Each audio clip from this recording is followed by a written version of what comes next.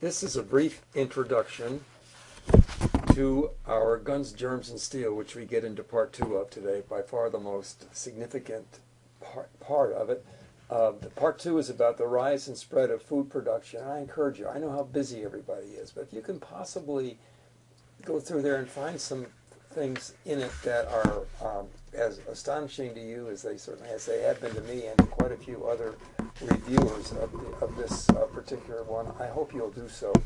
Just for example, in one of the chapters called Apples or Indians, this is just a typical paragraph, and you'll find dozens of paragraphs like this. He's talking about Mesoamerica. He's basically saying, of course, Eurasia had so many advantages. They had all the right animals. They had all the right plants. And of course, they had this great climate, and their geography was ideally suited for progress.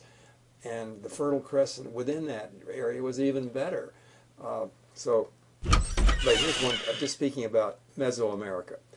The situation in Mesoamerica contrasts strongly. That area provided only two domesticable animals. What were they? The turkey and the dog, whose meat, no cows or anything like that, whose meat yield was far lower than that of cows, sheep, goats, and pigs. And they had, or corn. Mesoamerica's staple grain was, as I've already explained, difficult to domesticate, probably slow to develop. As a result, domestication may not have begun in Mesoamerica until about 3500 BC. The date remains very uncertain. These first developments were undertaken by people who were still nomadic hunter-gatherers, and settled villages did not arrive until around 1500 BC. So I hope that you're going to find as you go through this, don't give it, I know that there's no way that I could ever possibly check to find, I wouldn't want to do it, to check to see whether you're reading that, but I think you're going to find it very interesting, maybe mind-boggling. Don't have to agree with it, obviously, because he's saying that these notions of culture are way overblown, that geography was everything, and Atahualpa probably could have conquered Europe if he had had the advantages that the Europeans had. Okay, see what you think. So this is what we're going to be covering this time. It's mostly about social networks. And I think I've got 2 different weeks on this because it's such an important matter. And the Anna Karenina principle, you'll find that in Guns, Germs, and Steel when he's talking about animals and how of 150 different kinds of animals that are possible maybe for being able to domesticate. In Eurasia, in particular, there are only about 15 that really were right. You can't domesticate zebras, for example. They can't pull a plow, and a llama can't either. Things like that. So I hope you'll find that interesting. In terms of what we're going to be looking at, Sherry Turkle's Alone Together, that's her book. The video is slightly differently titled than that. And the Nicholas Christakis, both of them, I think, are going to give you a good sense of what we're talking about here in terms of the COT issues associated with social networks.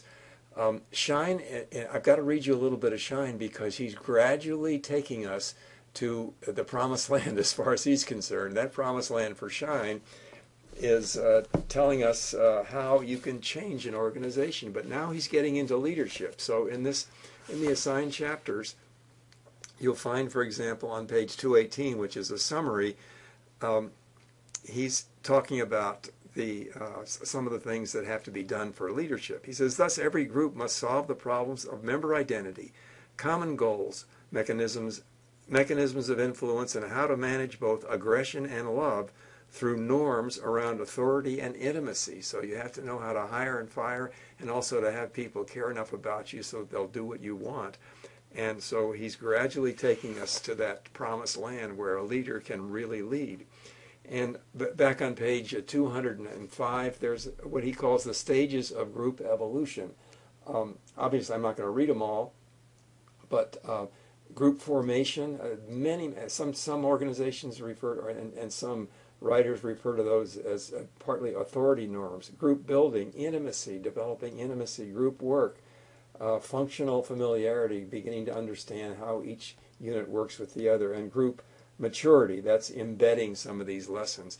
So as you go through Shine, I hope you're going to find him in his own way just as interesting as Guns, Germs, and Steel, but on a very different level. The Moyer article, not really an article, it's actually published by the Quakers, and it's a very interesting approach to social movements, social networks, and I don't think he even mentions social networks in this because it's about social movements, and obviously you can be thinking about Arab Spring or Occupy Wall Street or a lot of other social movements that have taken hold for a while. Sometimes they don't last very long.